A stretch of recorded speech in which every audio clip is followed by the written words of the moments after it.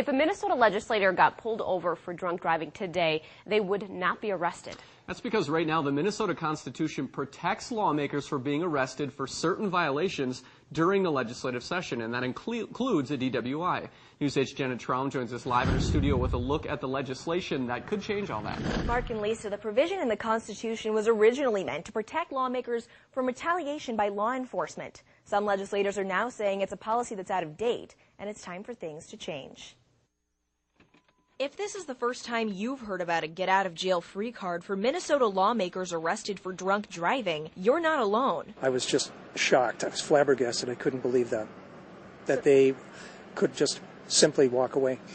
I don't understand. But it's been in the state's constitution from the beginning. Its original intent was back in much different times where there possibly was corruption, where, some law enforcement officials way back when maybe wouldn't like a vote certain legislators were about to take, and they could imprison them, they could arrest them for some random thing. Now, obviously, times have changed. Here's how it works. Minnesota's constitution says the members of each house in all cases except treason, felony, and breach of the peace shall be privileged from arrest during the session of their respective houses. Right now, a DWI does not fall under any of those categories, and legislators get a card from the Secretary of State that says just that. When it was given to us on the day we were sworn in, I thought it was a joke. I thought it was one of those, little pranks that gets played on the freshmen, the new representatives. Here's a get-out-of-jail-free card. But new legislation in both the State House and Senate would include DWI under the category of breaching the peace. Some legislators say the change isn't necessary because even if they're not arrested, they can still be prosecuted for the crime. And actually having them in session is more important. My question is, what's next?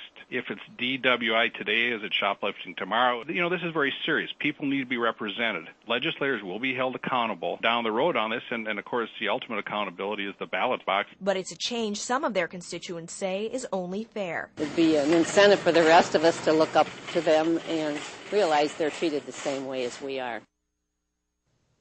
The Minnesota lawmakers I spoke to today all said they've never heard of one of their colleagues actually using the card to get out of a DWI arrest. Thank you, Jenna. The legislation is expected to be voted on within the next 2 weeks.